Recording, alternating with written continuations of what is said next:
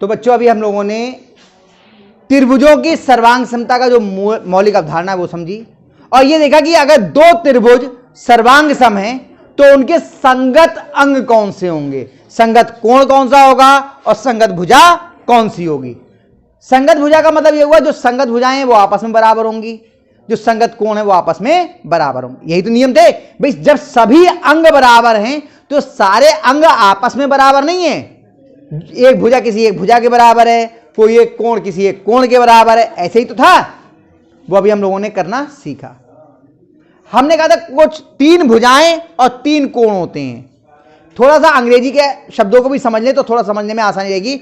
भुजा, भुजा को अंग्रेजी में साइड भी बोलते हैं, तो हिंदी में से अगर संक्षेप में लिखेंगे हम तो भू लिख देंगे, और अंग्रेजी में लिखेंगे तो हम एस लिख देंगे, साइड। कोण होता है, कोण को अगर हिंदी में लिखेंगे संक्षेप में तो को लिख देंगे, और अगर हम हिंदी में लिखेंगे वो अंग्रेजी हिंदी में लिखेंगे तो को लिख देंगे। अंग्रेजी में इसको बोलते हैं एंगल। क्या बोलते हैं? एंगल। तो इसे ए लिख देंगे, ठीक है।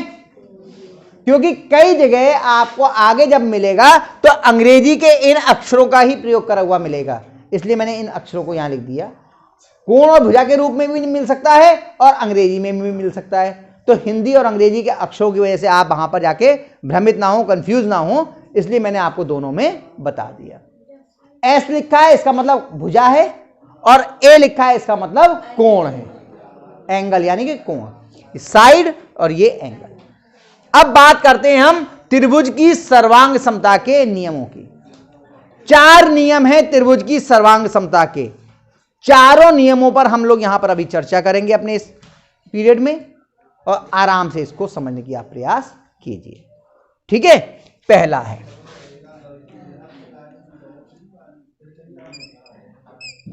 भुजा भुजा भुजा, यानी कि ऐसे अगर हम संक्षेप में लिखें तो लिख सकते हैं भू भू भू, और या फिर अंग्रेजी में लिखें तो लिख सकते हैं एस एस एस। पहला नियम है भुजा भुजा भुजा। दूसरा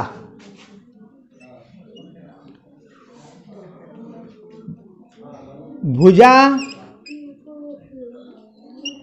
कोण भुजा, भुजा कोण भुजा। संक्षेप में लिखें तो भू को भू, या इसे लिख सकते हैं S A S. Very good, बहुत बढ़िया। तो मेरे बच्चे आगे आगे बोलने लगे, है ना, बहुत बढ़िया। तीसरा नियम है कोण भुजा कोण, कोण भुजा कोण। इसका एक और रूप होता है कोण कोण भुजा। चाहे ऐसे कहें या ऐसे कहें, दोनों का मतलब एक ही है। वो क्यों है ये मैं अभी जब इसको विस्तार से समझाऊंगा तब बताऊंगा। अभी इसमें अभी चारों नियमों को मैं आराम से बताऊंगा। इसको संक्षेप में लिखें तो को भू को भू को, या को भू, हाँ। और अंग्रेजी में इसको लिखें तो हम लिख सकते हैं ए एस ए या ए एस, ए एस। तीसरा चौथा नियम है, सही है, समकोण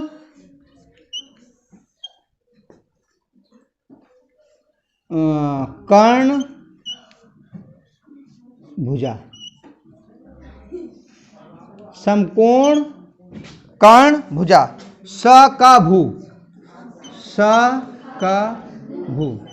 संक्षेप में ये लिख सकते हैं, अंग्रेजी में लिखेंगे तो right angle R H S, right angle, hypotenuse और साइड। ये हम लोगों ने जब समकोण त्रिभुज पढ़ा था, ध्यान कीजिए कि समकोण के सामने वाली भुजा क्या कहलाती है? कर्ण कहलाती है। ठीक है, अब हम इन चारों नियमों को एक एक करके समझने का प्रयास करेंगे। ठीक है, पहला नियम है हमारा भुजा भुजा भुजा, भू भू भू, भू भू भू, है ना। चलिए भुजा भुजा भुजा प्यार। अरे मैं आपको करके दिखा रहा हूं, ऐसा थोड़ी है। क्यों? पहला एक त्रिभुज बनाया हमने, ए बी सी, और ये बनाया हमने ई एफ जी। हमने कहा इसकी ये भुजा इस भुजा के बराबर है, एक एक निशान लगा दिया जो हमें मालूम है। ये भुजा इस भुजा के बराबर है और ये भुजा इस भुजा के बराबर है। इसका मतलब इसकी तीनों भुजाएं इसकी तीनों भुजाओं के बराबर हैं। ये हमारे पास में हमें ज्ञात है, ये हमें मालूम है। तो क्या लिखेंगे? ए बी बराबर, वो लिखेंगे त्रिभुज ए बी सी तथा त्रिभुज ई एफ जी में, इन दोनों में त्रिभुज ए बी सी और त्रिभुज ई जी ई एफ जी में। अब देखिए ए बी बराबर क्या है? ए बी कौन सी भुजा के बराबर है? एफ जी के बराबर है। Very good. और बी सी किसके बराबर है? ई एफ के। Very good. और ए सी किसके बराबर है? ई जी के। इसका मतलब हुआ त्रिभुज ए बी सी सर्वांग सम हो गया त्रिभुज ए बी सी, इस वाले त्रिभुज के सर्वांग सम हो गया। क्या नाम आएगा इस त्रिभुज का बताओ? अटक गए भाई? ए बी सी त्रिभुज इसके सर्वांग सम है ना, इसका नाम बताओ। अटक के बोले इसका मतलब आप समझदार हो। अगर एकदम तुरंत बोल दिया होता इसका मतलब आपने कुछ ध्यान नहीं किया। ऐसे नाम नहीं बताया जाएगा। ए बी किसके बराबर है? एफ जी के। पहले हम देखें ए बी सी देख रहे हैं। ए कौन जी बताओ? अब हमें बताना है त्रिभुज ए बी सी के सर्वांग सम कौन सा त्रिभुज है। अब ये देखो ए है, पहले नंबर पे ए है। ए की सम्मुख भुजा कौन सी है? सम्मुख भुजा कौन सी है? बीसी के बराबर कौन सी भुजा है? ई एफ का सम्मुख कोण कौन सा है? कौन सा है? ई एफ का सम्मुख कोण कौन सा है? ई जी। कोण पूछे हैं या भुजा पूछे हैं? ई एफ का सम्मुख कोण कौन सा है? तो यानी कि ए का बराबर कोण कौन सा है? जी आया यहां पर। क्या आएगा? अब दूसरा कोण बी है, दूसरा शीर्ष बी है। बी की सम्मुख भुजा कौन सी है? कौन सी है? बी की सम्मुख भुजा ए सी। अब ए सी के बराबर कौन है?